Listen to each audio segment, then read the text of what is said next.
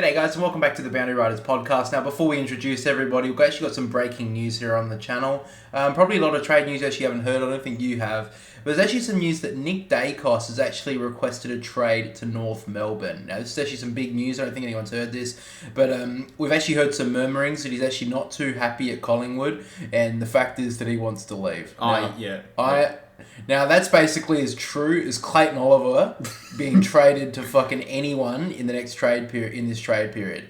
Now, I'm sorry that I've had to start that with a joke. Obviously, Nick Dacos isn't leaving. And we'll talk about the Clayton Oliver stuff in a minute. We've obviously got my co-host here, my brother Jack, as always.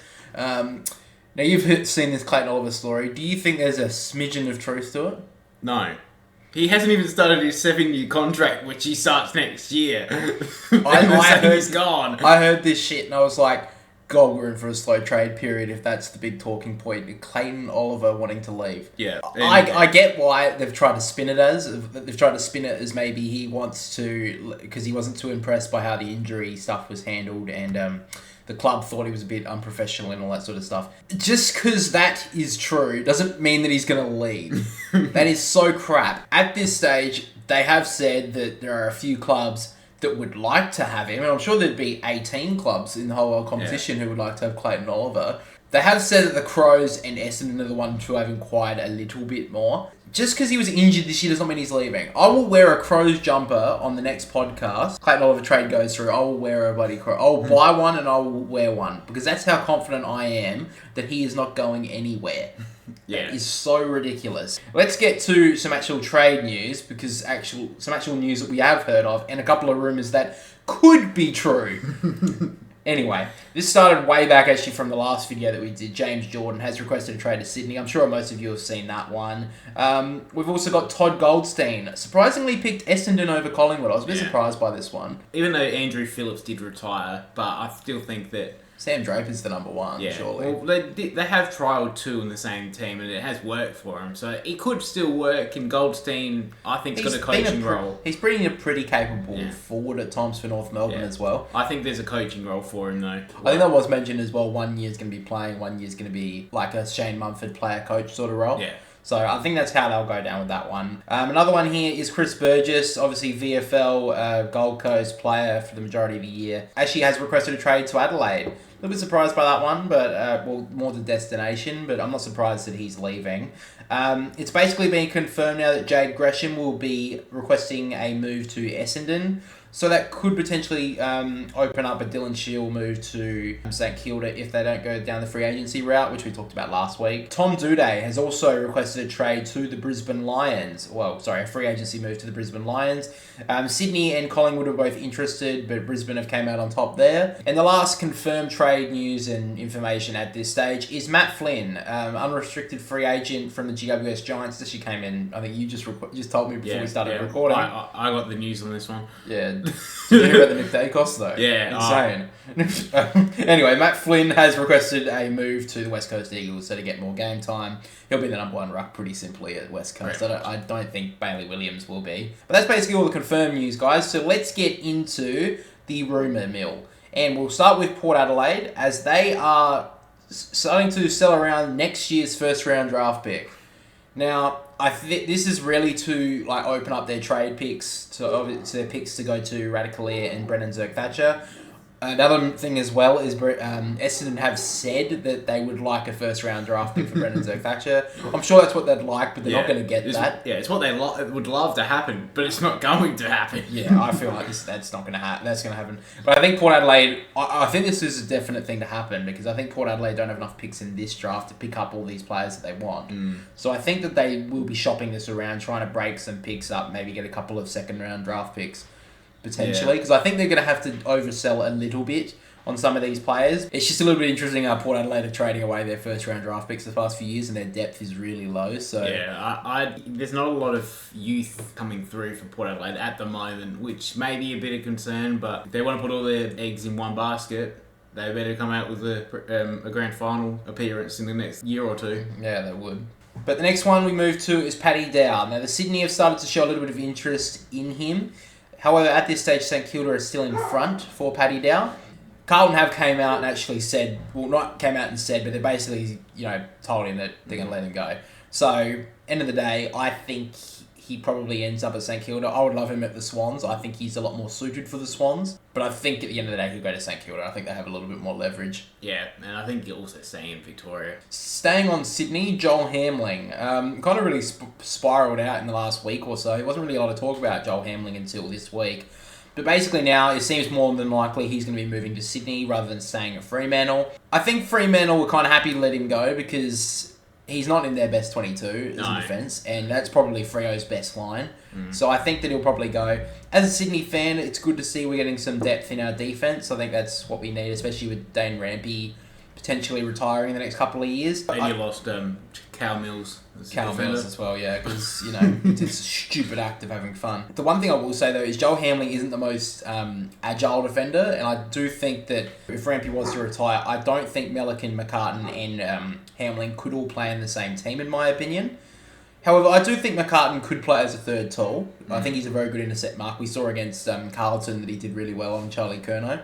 So I think that he could do that as a solo. Yeah, I would be really happy to see Joel Hamling. I still think that Dougal Howard's a better option. I know I've been saying that for about 4 weeks now. Just waiting for I have that an obsession one to come with him, but anyway. You're just waiting for that to come out, aren't you? Yeah, because I'll be claiming it like fucking all these bloody journalists are. Jack Billings wants out of St Kilda. That just needs to be a suitor. So basically he's like, please take me, anyone. I don't know why a club like North Melbourne wouldn't just throw him a lifeline, throw him an option. We'll take you. Like a club like North Melbourne, a club like Hawthorn, Gold Coast, you know. I think that he's good enough to be in a 22 of some side. Yeah. I just think that he's, you know, I think St Kilda really wasted the opportunity to pick up Master It'll always be that talk about it, but it will always be the St Kilda stuffed up a draft. Yeah. Again. North Melbourne are actually looking at trying to pry the number 1 pick out of West Coast. This could happen. West Coast have came out and said, though, that they're not really, unless it's a really good offer, they're not going to give it up. Yeah. I wouldn't be surprised, though, if they look at this, because West Coast, I don't see anyone going past Harley Reid as the number 1 pick. But West Coast need people to stay in West Coast. They can't afford people to start leaving. Yeah. So pretty much Harley Reid's been praying that North Melbourne pick it up, probably. Yeah, at this stage, I wouldn't be too surprised. Because also now the number one, round 1 picks go for 3 years contracts now. Yeah, exactly. So there's also that now. Obviously, get more security. More security there. So yeah, North Melbourne currently hold pick 2, 14, 19, and also Ben Mackay leaving will be pick 3. Yeah. So they do have a huge war chest there. I wouldn't be too surprised if they bundled like 2 and 14 or something and gave them to West Coast and said we'll take 1. Or something like that, just for points, or even if they said we'll take pick 2 and the first round next year or something like that. I don't know, but that's something that they could look at if I'm West Coast at this stage, if they want to look at something, or even just get a player in at this point.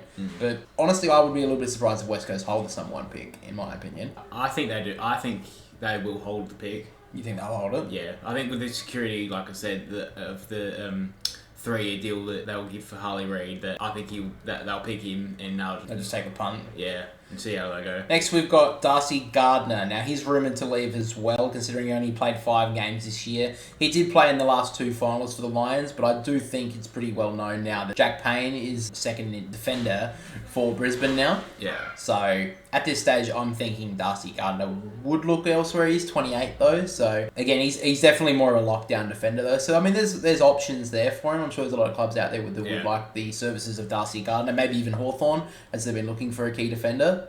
So, I think there would be some options there, but I would be surprised at the end of the trade period if he's still at Brisbane. Yeah, I would be too. To be honest, even if it's someone like the Swans or even Port Adelaide, I know that they're looking at Zert Thatcher and Radically, but you got to look at it like it seems like he really wants to leave, and it doesn't look like Brisbane are going to look to hold him. So every team should be looking at him because he is actually a pretty good defender. So yeah, we saw in the finals, in those last 2 finals, he played really, really well. Yeah, so yeah, I mean, you know what you're getting if you pick up Darcy Gardiner. So the last one we've got here is Scott Lycett. Now, for quite a while, Port Adelaide have been sitting on the fact that, you know, they were going to go for Brodie Grundy, didn't get him. Jordan Sweet's in now. Ivan Soldo's still an option if they want to go that route. But basically at this stage, they've kind of said that Scott Lycett's not the future ruckman of this club. Yeah. He's getting a bit older now. However, he still thinks and still wants to be a number 1 ruck somewhere. The problem is there's not many of them at the moment. Most of the clubs now really do have their number 1 ruck set at this stage. He has met with a couple of clubs, and even Melbourne are a chance, but the question is, would he want to go behind Max Gawn? I don't think so. I think Scott Lycett will eventually wind up at a club at season's end. I don't think he'll stay at Port, because Port Adelaide aren't offering him very much. But I think there is a club that will potentially give him the punt and just say, look, he's a serviceable ruckman. He could still come in if a ruckman got injured and would, do a job for them. Do you think he would stay at Port at season's end, or do you think he's going to go? I'm actually a bit surprised that they're thinking that he's going to leave. I thought he was going to finish his career at Port Adelaide, and if Port Adelaide aren't going to offer him anything, I thought he would retire. So I think someone will try and pick him up. Anyway, guys, that is really all the trade rumours and trade news we have for this week. I mean, look, we probably got that within under 15 minutes, and that's all you had to watch. You didn't have to listen to hours on hours and read all these stupid articles about Creighton Oliver leaving. We just told you how bullshit that would be. I'm serious, though. I will buy a Crows jumper and wear it for a podcast because I just can't believe that. And even on SEN today, they were talking about how, this isn't exactly news yet. There's just clubs asking the question. So basically just pointing out the fact that they have no news whatsoever. Yeah. That maybe a club went, hey, what day is Clayton Oliver's birthday? All right, write that down. He's definitely coming to the club. He's definitely moving. He's definitely not happy at Melbourne. Get rooted. Anyway, guys, we try to give you the opinions and try to give you the news. I'm thinking we'll put it probably, left side of the thumbnail, or are you thinking right? I'm thinking left, yeah. Left. I think it's more of a draw on the left. Yeah, it'll be a little bit... The timestamp's always on the right, so we'll leave it away from there. Yeah. But anyway, guys, thanks for watching today's video. Make sure to leave a like if you enjoyed it. Subscribe to the Boundary Riders YouTube channel. We've got past 300 subs now, so we're actually doing pretty well. But, thanks for watching, and we'll catch you all next time. See you later, guys.